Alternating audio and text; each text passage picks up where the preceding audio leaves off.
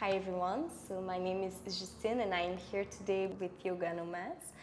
And today I want to teach you about the use of blocks.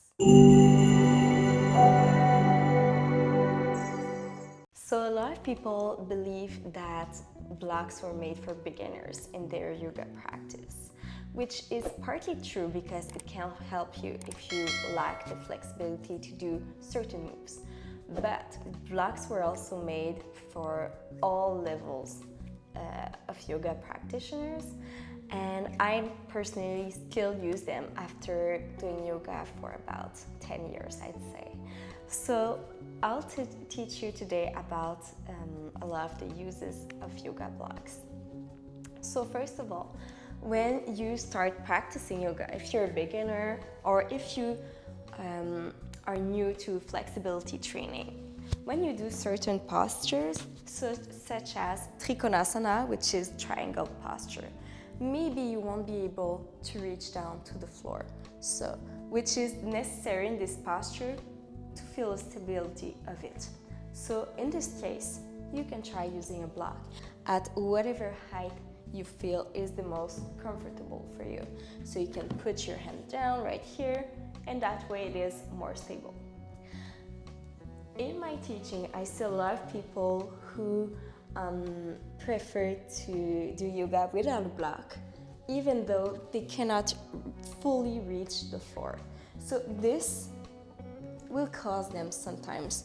Instead, so if you have Trikonasana here, instead of being straight right here, since they can't touch the floor without bending forward, they will end up doing this, which will prevent you from doing the posture correctly and being stable in it. So instead of trying to put your hand down and doing a forward fold in this posture, maybe you can try lifting up your hand and placing it underneath a block. So that way you're gonna be more stable in the posture, you will be able to do it correctly, and you won't hurt yourself. So this is one of the few advantages of using block. You can also do it in forward fold. So in your sun salutations right here, so you can bend your knees a little, use the block right here.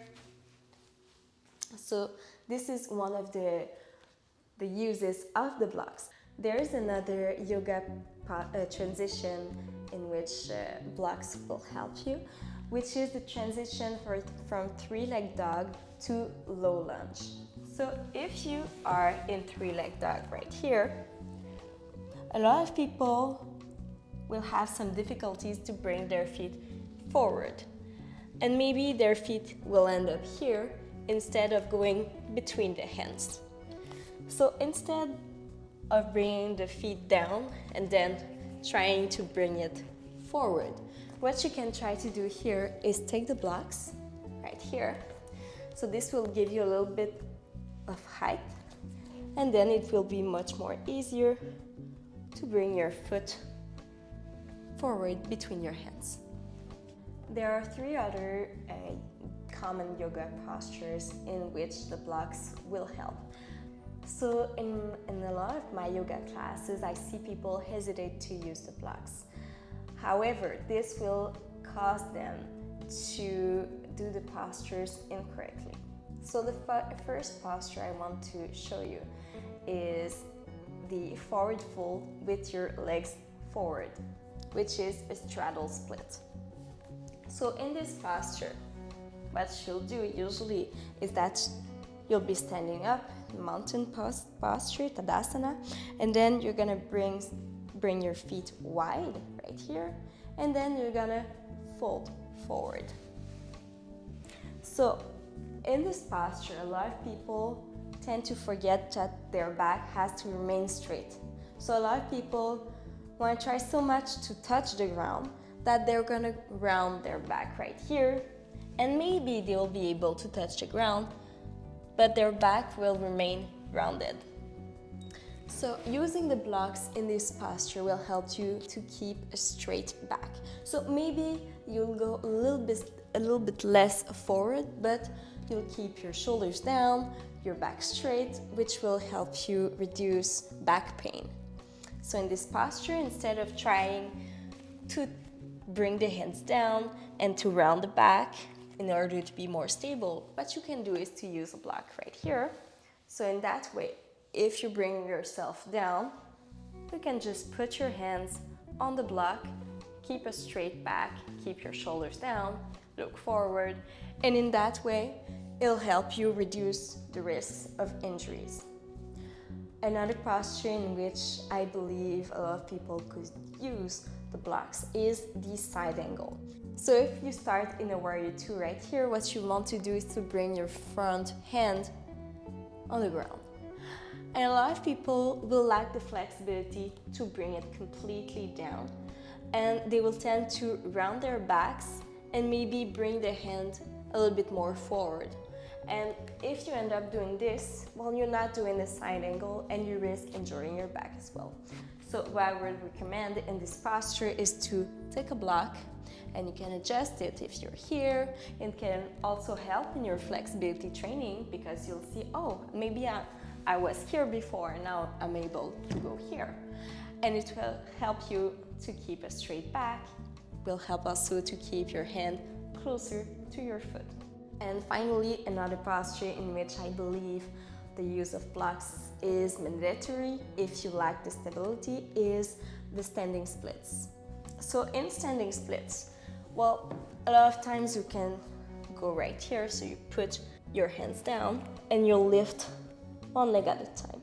So if you're here in a standing split, it's all right, but a lot of people will have to bend their knee a lot in order to be able to put the hands down.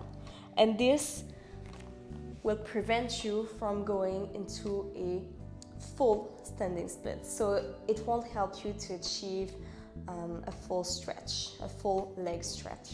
So in this posture, you can use two blocks right here. You can put them down, and it will help you if I'm lifting my leg. It will help you to fully stretch your legs and to keep your leg, which is facing down, to keep it straight.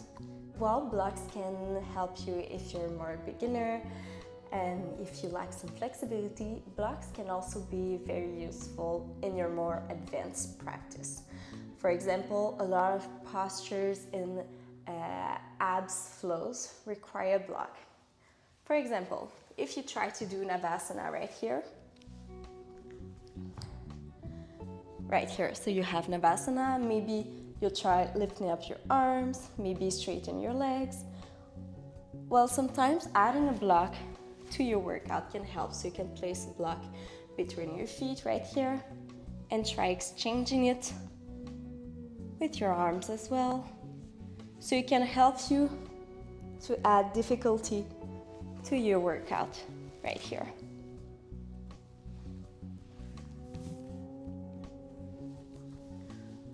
There are some more advanced postures which require a block. For example, there is the Firefly posture.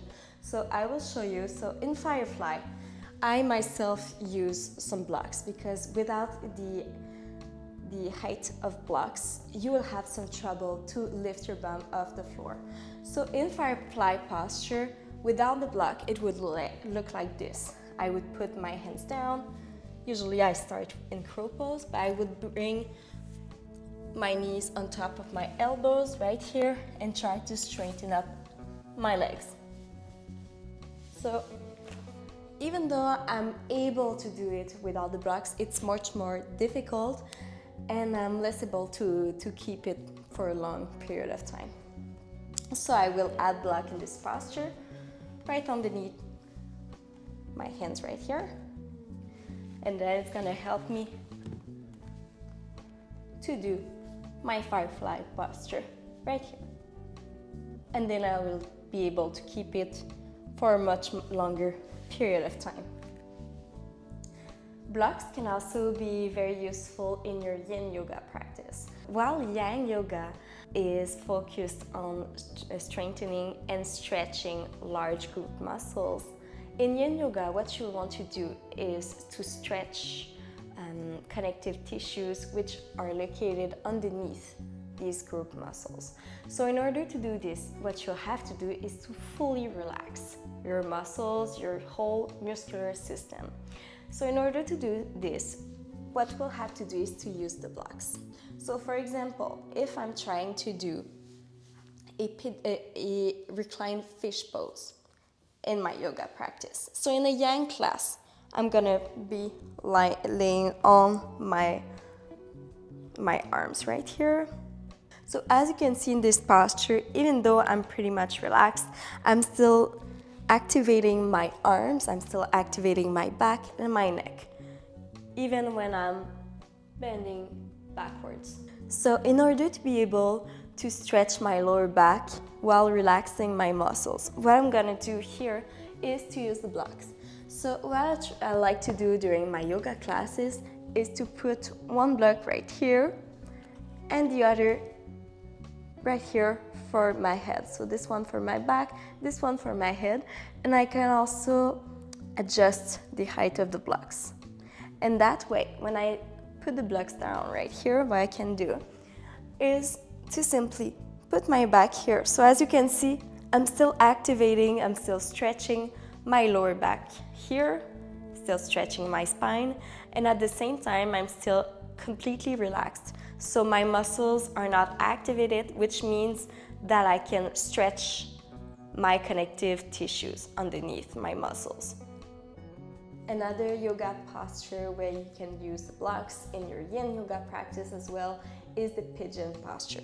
So in my pigeon posture, well, my front leg is gonna be bent at 40-degree angle right here. And what I want to do in order to be able to fully relax is to bring my chest and my head forward. Maybe put my head down. Even though maybe you can put your forehead down, sometimes when you lack the flexibility, you can force it forward, like this.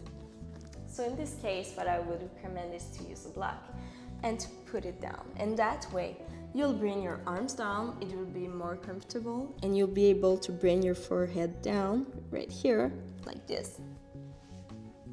And in that way, you'll be able to fully complete a yin yoga posture. So you won't be in your yang side where you're activating your muscle groups, but you'll be completely relaxed, which means that you will be able to hold the posture for a longer period of time, and you'll be able to stretch in your deep connective tissue.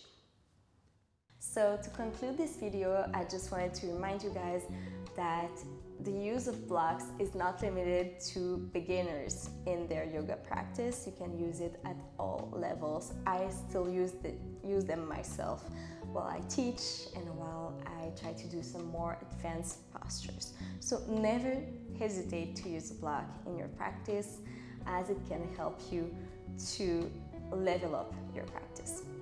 So I want to thank you guys for watching this video. If you liked it, don't hesitate to subscribe, to follow us on YouTube on Yoga Nomads. Thank you.